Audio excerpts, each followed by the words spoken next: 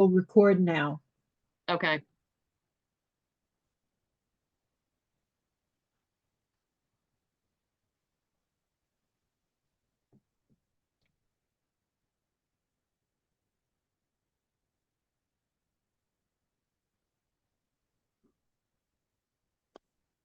Welcome to the Cemetery Commission meeting held by remote Zoom access only on Thursday, January 9th, 2025.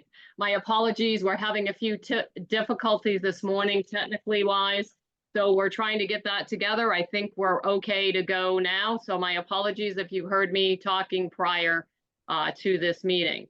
So let's start with call to order, and at 3 minutes past 9.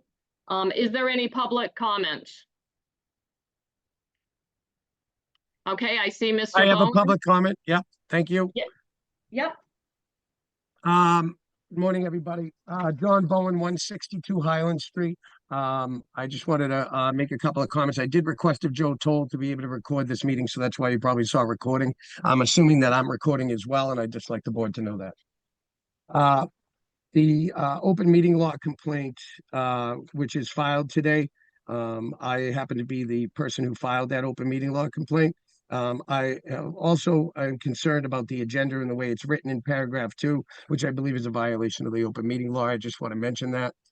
It says that in the event that there is an issue with this, that people could be not allowed to be able to participate. And there cannot be a disclaimer in that for that when all you're going to do is hold a Zoom meeting. The Rainmaker program continue is a vital record. That vital record, who the keeper of the record is the town clerk. These records are protected by the Privacy Act of 1974 and contain Defense Department record DD-214s, as well as cause of death, which is a HIPAA record. It also contains Social Security numbers, which are a protected federal record. DD-214s are protected for 62 years after the death of the individual, and HIPAA is protected for 50. That being said, your access has no purpose. You have stated you have had access to this database and have been inside this database. I ask you this, on a private computer is what you were accessing a government record? That's a crime. Rainmaker will confirm the IP address I assure you that you have used to access this record. It was not on a government computer. I can assure you of that. When I find out, you will be investigated fully. I can assure you of that. This commission has no business to have this access. On another note, I will be filing a warrant article to rein in your use of the sale of lots funds. I already showed the Finance Committee Select Board that this board has misused the use of these funds. Lastly, I am presenting documentation to the proper legal channels of you, Mrs. Yasko, Michael Jeffries, and Dave Passios' attempts to collude to remove Todd Holman from his position as cemetery superintendent, even when Heather Lemieux told you, as well as Bill Bernard, in an email to stop attacking the DPW and Todd Holman. You have no chance of using an anti-SLAPP law with me, I assure you. I have email evidence I'm going to read too. One is to you, Nancy, from Michael Jeffries. I am not willing to be a part of any more meetings to discuss Todd. Clear inability to do his job. I think it's time for you to come to select board meetings and start calling for Todd's resignation publicly. Enough is enough, and I will join you in your efforts. It's time to move on from this. This is an email to Dave Passios from Michael Jeffries. To you, me, the Cemetery Commission, the public at large, there seems to be a very clear personnel issue. I encourage you to make public comment about this at the next select board meeting. I'm frustrated beyond measure that the current cemetery superintendent is employed by the town. This was all on May 12th, 2024. I have additional emails of your responses and your communications, all of which Heather Lemieux has been carbon copied, as well as William Bernard. I'd just like to make that public comment to make this community aware that this board, as I have said, has a rubber stamp, which is Dave Doran, and you, Ms. Yasko, are an ineffective member of this board. Thank you. Thank you, Mr. Bowen. All right, as we're moving on, I'm going to turn this over right away to Attorney Costa, and he is going to go over the action regarding the open meeting law complaint made by Mr. Bowen.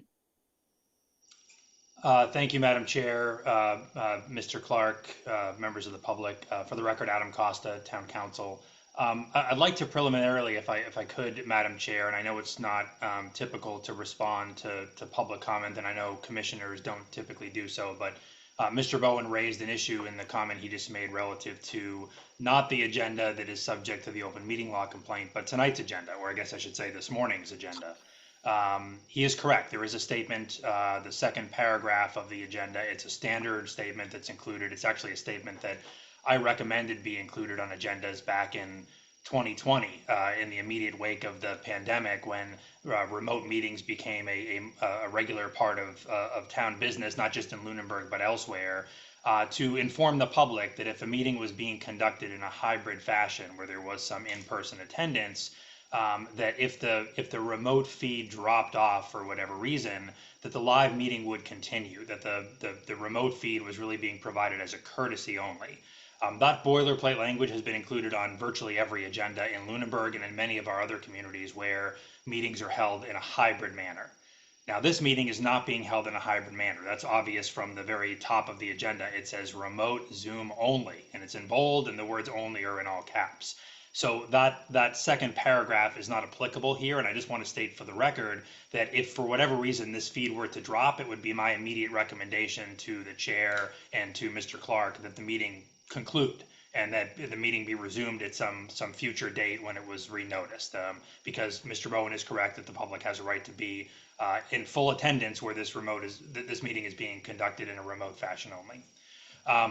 Having said that, let's talk about Mr. Bowen's open meeting law complaint that was filed relative to your November 21st, 2024 meeting. So the nature of that complaint, and I trust that both commissioners have had an opportunity to review it. The nature of that complaint is that meeting was conducted with you, Ms. Yasko, participating remotely or virtually. You were not in Lunenburg, and so you participated through the same Zoom format that we're using today, and yet the votes that occurred, and there were a number of votes that occurred at that meeting, occurred by voice vote. I reviewed the meeting video myself. It was clear who was voting and how they were voting because you heard the members say yes or no or yay or nay, and you heard them say it individually one at a time, but there was no traditional typical quote unquote roll call.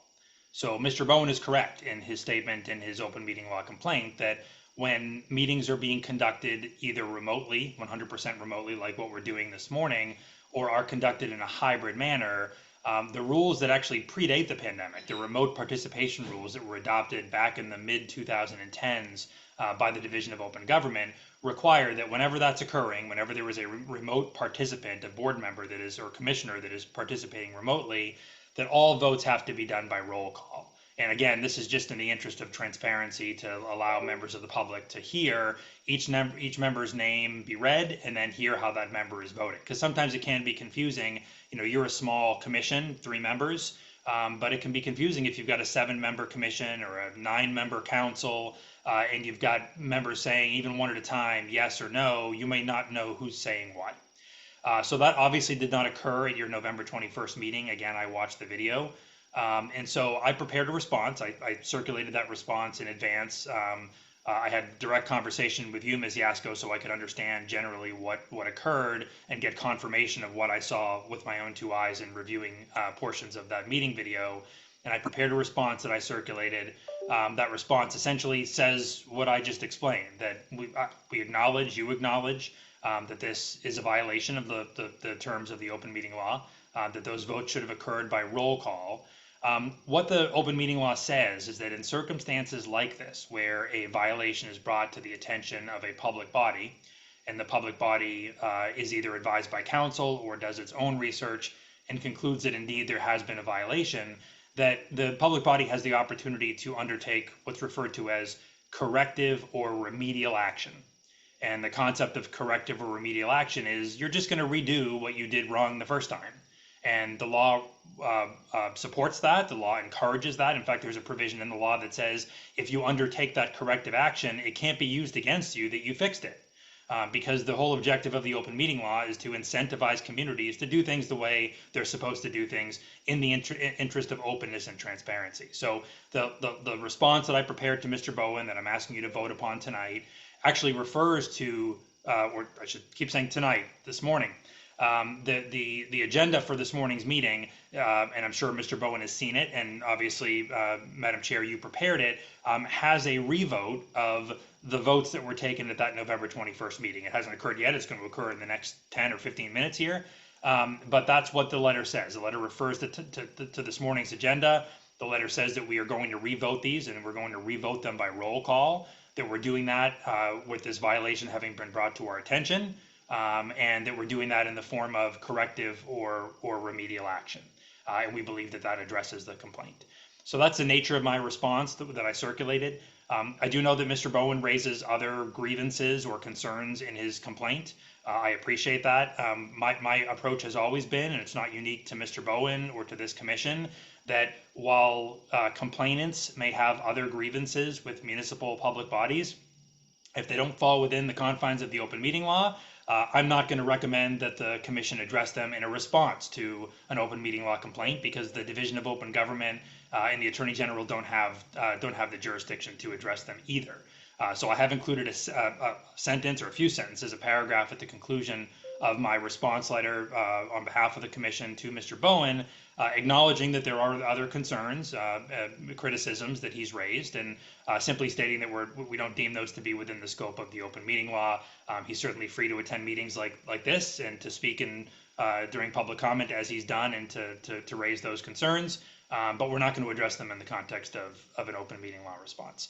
So that's the nature of my response letter. It's about 2.5 pages.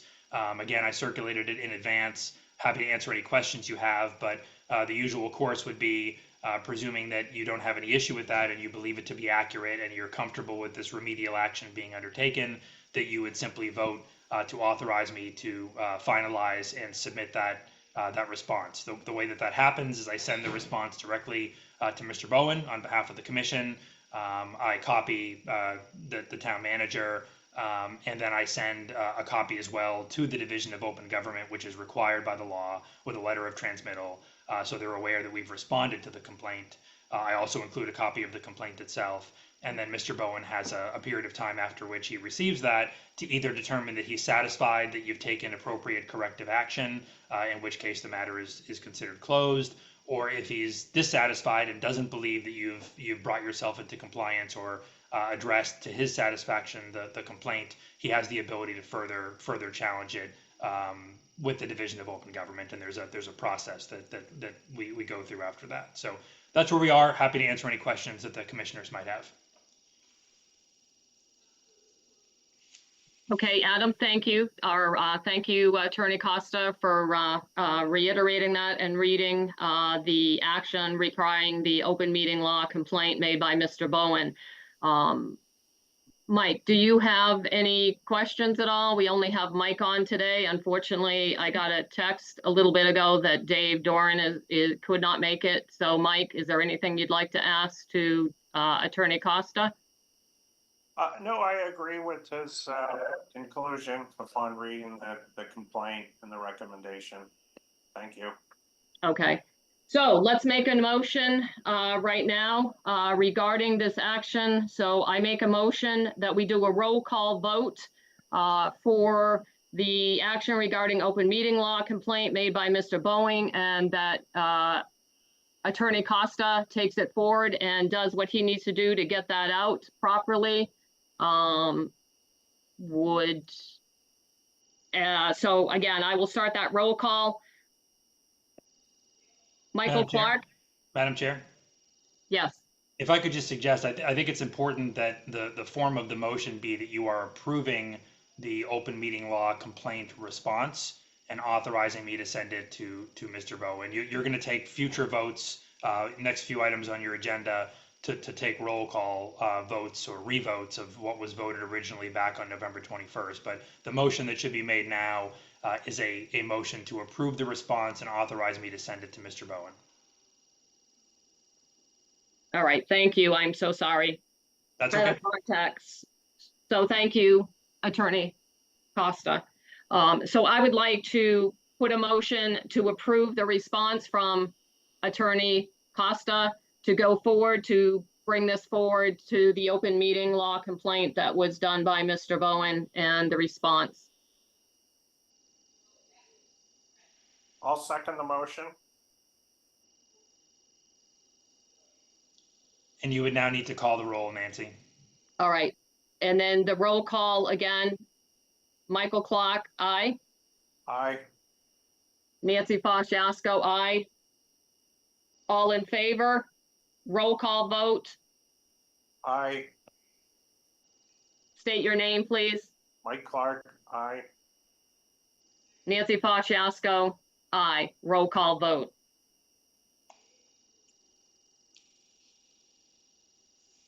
All right, so that concludes the agenda item as it relates to the open meeting law complaint response. I will finalize that today and send a copy or send the original to Mr. Bowen with a copy to the division.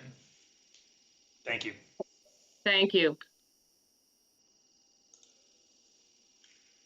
All right, moving along, let's go to the next piece, which is motion to revote by roll call. Review and approve the minutes from July 25th, 2024 meeting. Motion to revote by roll call. Mike Clark, second the motion. Aye, Nancy Fasciasco. Aye, Mike Clark. All right, roll call. I'm sorry. That's acceptable, Madam Chair, as long as each individual states their name, either followed or preceded by their vote, yay or nay, or yes or no, that is sufficient for a roll call vote. It's All right. simply necessary that you say your name before or after you tell the public how you're voting on the motion. Okay, so all in favor? Michael Clark, Aye. Nancy Yasko, aye. Approved. Next is let's review and approve the motion to revote by roll call regarding the eminent domain taken over by the town of Lunenburg, response by the interim town manager, Carter Tranzini, and motion to revote by roll call. Second the motion, Mike Clark. Aye, Nancy Fasciasco. All in favor? Aye, Mike Clark. Aye, Nancy Fasciasco. Roll call complete. The next one is to roll call the Rainmaker. To make a motion to revote by roll call Rainmaker. The first one, which is the professional service license for $1,200, and the next license, which is the maintenance support, $800. The motion to revote by roll call.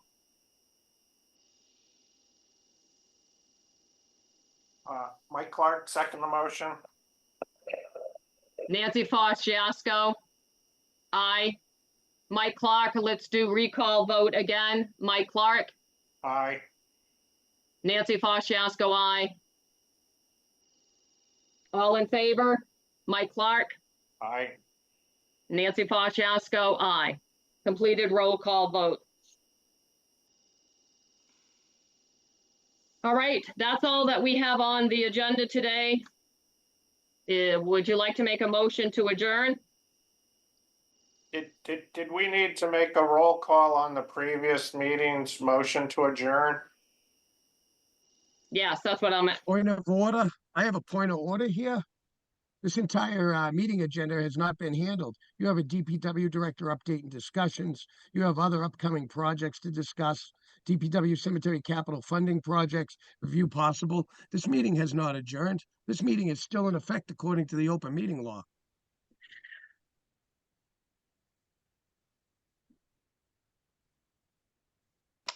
Madam Chair, Yes. do you have any of those items to discuss? So, No. okay, so I think you should just state that publicly. So you've got, I'm looking, we've got 8 items on the agenda. Public comment was 1, that was addressed. The open meeting law complaint response was item 2, that was addressed. 3 is a motion to revote the prior votes from November 21st by roll call, and that includes item 4, which was the minutes. item 6B, which was the eminent domain or acquisition, item 6D, which was the Rainmaker votes. But to Mr. Bowen's point, you've got item 5, which is DPW director updates and discussions, item 6A, which is DPW cemetery capital funding projects, and item 7, which is future meeting schedule. Now, it may well be that you have those items on the agenda, but there's no updates and nothing to discuss. That's acceptable. Public bodies often put topics on their agenda and then pass them over because there's no update or there's nothing further to discuss. But you should say that publicly if there's no discussion to be had on those topics. Redirect, Bill Bernard is here to be able to answer the questions to those, and he has not been inquired.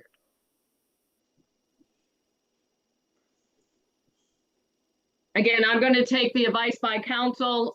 There is no need to go over any of this. This is what we did the roll call voting as stated on the complaint, open meeting law complaint, and the cemetery commission have abided by that. There is nothing more to discuss. We will put that, if that needs to go to a future time frame, then we will do that. Mike, would you like to make a motion to adjourn? I make a motion to adjourn at 9:22. Attorney Costa, is that correct that I have done that correctly for that to adjourn this meeting? So Mike has made the motion. That motion requires a second. You can second it, and then it requires a roll call vote. Right, okay. So I second the vote. Nancy Foss Jasko, roll call. Mike Clark, aye. Nancy Foss Jasko, aye. All in favor? Mike Clark, Aye. Nancy Foss Jasko, aye. Roll call.